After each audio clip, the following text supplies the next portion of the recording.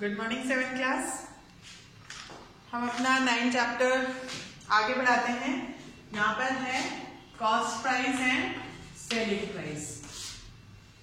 ठीक है, ये सबने सुना होगा कॉस्ट प्राइस और सेलिंग प्राइस। तो कॉस्ट प्राइस क्या है? कॉस्ट प्राइस इसका फुल फॉर्म क्या है? Cost price. जब हम दुकान पे जाते हैं तो हमने जो चीज खरीदी है ना, जैसे हम ब्रेड खरीद रहे हैं, बटर खरीद रहे हैं, पेंसिल, रबर, जो भी चीज हम खरीद रहे हैं वो हो गई हमारी कॉस्ट प्राइस। हमारी कॉस्ट प्राइस है, मतलब हमने 20 रुपए का ब्रेड खरीदा है ना, तो 20 रुपीज जो है वो हमारा हो गया कॉस्ट प्राइस। मतलब ब्रेड की कॉस्ट क्या है? 20 रुपीज। ठीक है, और सेलिंग प्राइस क्या हो गई?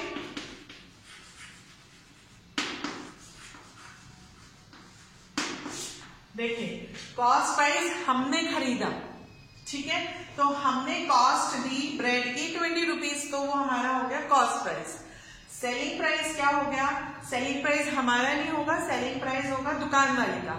मतलब उसने हमें जो ब्रेड दी है वो है 20 रुपीज की। समझ में आया? है दोनों थोड़ा सा डिफरेंस है। सेलिंग जो दुकानदार ने हमें सेल किया वो है हमें 20 रुपीज, और जो ब्रेड हमने खरीदी वो कॉस्ट प्राइस हो गई। ठीक है, तो अब हमें जो फॉर्मूला है वो ध्यान रखना है कि कैसे गेन लॉस कॉस्ट प्राइस कैसे निकलता है। मान लीजिए हमने कॉस्ट प्राइस है हमारा किसी चीज की, मान लीजिए है ₹30, ठीक है, और सेलिंग प्राइस हमने मान लीजिए 30 रुपीज में कोई चीज खरीदी, मान लीजिए पेन खरीदा, और सेलिंग प्राइस हमने उसको बेच दिया हमने उसको 40 रुपीज में। ठीक है, तो यहां पर हमें दिख रहा है प्रॉफिट हो रहा है। प्रॉफिट हो रहा है कितना? ₹10 का हो रहा है कि नहीं? यहां पर हमने खरीदी थी 30 रुपीज में और बेचा है उसे 40 रुपीज में, तो हमें यहाँ पर प्रॉफिट हो रहा है। ठीक है, यही चीज अगर हमारा कॉस्ट प्राइस होता 40, मतलब हम किसी चीज को 40 रुपीज में खरीदते और सेलिंग प्राइस हम उसको सेल करते 30 रुपीज में, तो हमें यहाँ पर लॉस होता ₹10 का। समझ में आ रहा है ना? जब हम किसी चीज को कम कीमत में खरीदते हैं और ज्यादा में बेचते हैं तो यहाँ पर हमें प्रॉफिट होता है, और किसी चीज को हम ज्यादा पैसे देकर खरीदते हैं और कम पैसे देकर बेचते हैं तो हमें लॉस होता है। ठीक है ना? अब यहाँ पर जो फॉर्मूलेज हैं आपको वो ध्यान रखने हैं। प्रॉफिट कब होगा? जब सेलिंग प्राइस ज्यादा होगा और कॉस्ट प्राइस कम होगा। मतलब सेलिंग प्राइस में से हम कॉस्ट प्राइस को माइनस कर सके तब वो हमारा प्रॉफिट होगा। अब यहाँ पर 3 फॉर्मूले बन जाएंगे। यहाँ पर तो प्रॉफिट है selling price minus cost price. अगर हमें सेलिंग प्राइस निकालनी है तो क्या हो जाएगा? Cost price minus profit. ठीक है, और अगर हमें कॉस्ट प्राइस निकालनी है तो सेलिंग प्राइस माइनस प्रॉफिट। ठीक है, यहां पर प्रॉफिट माइनस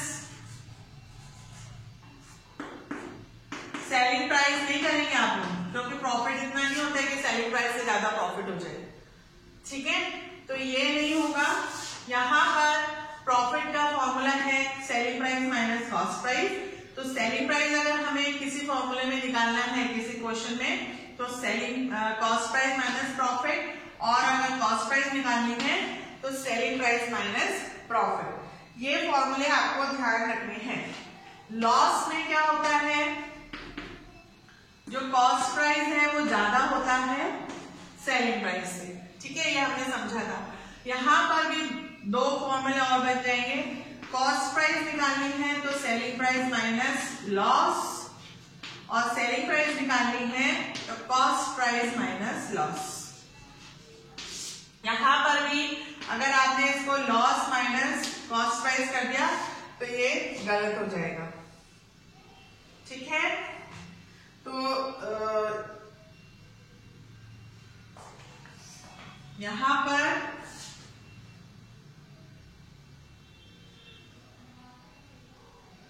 आपको एक चीज ध्यान रखनी है, सेलिंग प्राइस हो गई प्रॉफिट में कॉस्ट प्राइस प्लस प्रॉफिट, ठीक है, और कॉस्ट प्राइस लॉस में है सेलिंग प्राइस प्लस लॉस। ठीक है, ये आप इसको करेक्ट कर लीजिएगा ऊपर। यहां पर अब हम एग्जांपल्स करते हैं।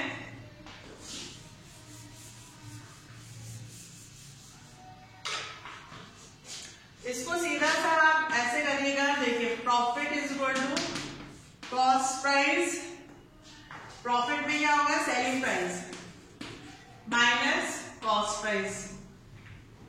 ठीक है, तो अगर हमें सेलिंग प्राइस निकालनी है तो ये माइनस में है और ये प्रॉफिट इधर आ गया, तो माइनस माइनस प्लस हो जाता है, तो ये सीपी प्लस प्रॉफिट हो गया। ये थोड़ा सा टेक्निकल वो चीज है, तो अब हम इसको यहां पर शिफ्ट कर रहे हैं, तो ये प्लस में हो गया, तो ये एसपी माइनस प्रॉफिट हो गया। समझ में आ रहा है? जब हम इंटरचेंज करते हैं तो साइड भी चेंज करते हैं। यहां पर हम प्रॉफिट को इधर ले जा रहे हैं तो प्रॉफिट के सामने माइनस लगेगा, यहाँ माइनस माइनस कट जाता है तो प्लस हो जाएगा। ठीक है, और इधर हम कॉस्ट प्राइस निकाले हैं तो इसको हमने इधर शिफ्ट किया तो ये प्लस हो गया, हमने इसको प्रॉफिट को इधर शिफ्ट किया तो माइनस हो गया।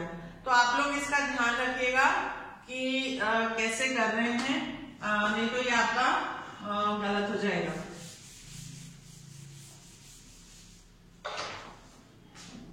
अब यहाँ पर एग्जाम्पल 1 देखते हैं हम। Mohan bought a calculator for ₹300 and sold it for ₹390। Find its gain और लॉस। अब उसने लाया है कैलकुलेटर 300 रुपीज का, कॉस्ट प्राइस है, और सेलिंग प्राइस क्या है 390। तो कॉस्ट प्राइस से सेलिंग प्राइस ज्यादा है, तो हमें यहाँ पे क्या दिख रहा है, यहाँ पर उसको प्रॉफिट हो रहा है।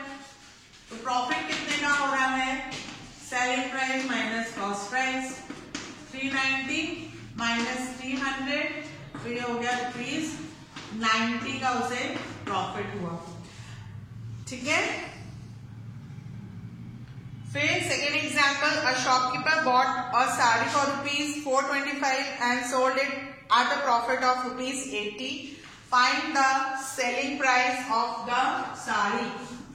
ठीक है, अब यहाँ पर वो फॉर्मूले जो है प्रॉफिट और लॉस के वो हमें यहाँ पे लगाने हैं। अब हम यहाँ पर क्या दिया हुआ है, कॉस्ट प्राइस साड़ी का कितना है 425, प्रॉफिट कितना है उसके पास साड़ी को बेचने में 80 रुपीज का, तो सेलिंग प्राइस कितनी होगी। ठीक है, तो यहां पर सेलिंग प्राइस का फॉर्मूला क्या था, cost price plus profit.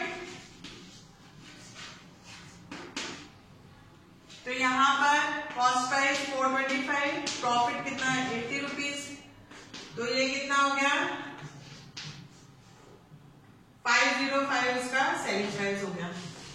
Selling price ज्यादा होगा तो प्रॉफिट उसमें जुड़ जाएगा कॉस्ट प्राइस में, तभी उसको प्रॉफिट हो रहा है। तो ये चीजें थोड़ी सी आपको ध्यान रखनी है कि कैसे करना है। ठीक है, फिर एग्जाम्पल 3,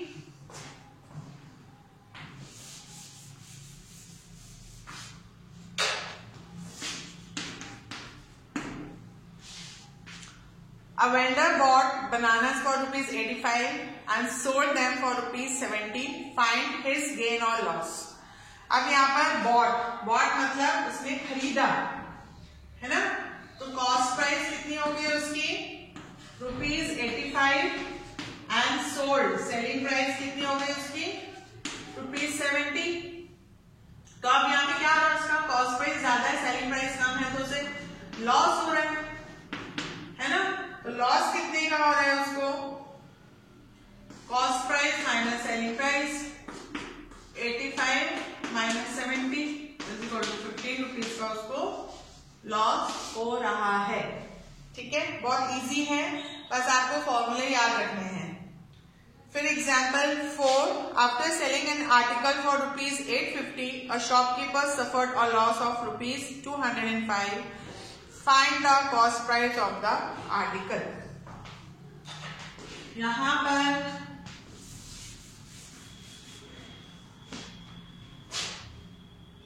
सेलिंग प्राइस क्या है आर्टिकल की? ₹850. लॉस कितना हो रहा है उसको? ₹205. तो cost price of the article कितना हो जाएगा? Selling price minus plus loss.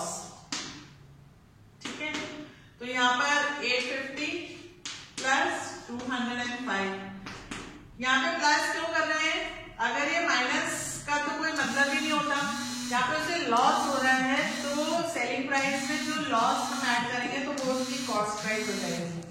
ठीक है, तो ये 5, 5, 10, मतलब उसको कॉस्ट प्राइस उसका था ₹100,055, उसने हमको 850 में बेचा तो उसे 205 का लॉस हुआ। ठीक है, तो यहाँ पर आपको ये जो फॉर्मूले हैं ये बहुत ध्यान से याद करने हैं, लिखने हैं।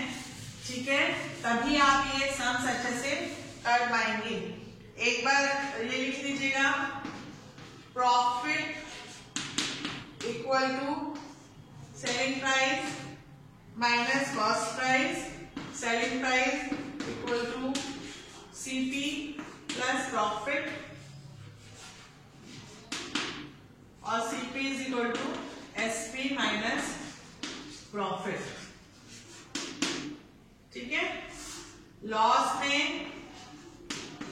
Cost price minus selling price, cost price is equal to selling price plus loss, selling price is equal to cost price minus loss. ये वाले फॉर्मूले आप लिख लीजिएगा और उसके अकॉर्डिंग सम्स करिएगा। यहाँ पर मैं आपको ये बता दूं, ये जितने भी 9.1, 9.2, 9.3, 8.1 जो 8 एक्सरसाइज शुरू करते हैं, मार्क द करेक्ट आंसर, ये भी आप लोगों को करना है। आप लोग नहीं करते हैं, डायरेक्ट जो मैं वर्कशीट में भेजती हूँ वही करते हैं, और एग्जाम में जब ये फिलअप्स और ये आते हैं तो आप लोग को मार्क्स कम आते हैं। तो ये जो ए वाली एक्सरसाइज है, टिक द करेक्ट आंसर, सब सारी एक्सरसाइज में वो सब करनी है आपको, क्वेश्चंस लिख के उसको सॉल्व करके उसका आंसर निकालना है। ओके, आप प्लीज इस चीज पर ध्यान दीजिए और इसका वर्क की पिक्चर मुझे भेजिएगा। Okay, bye.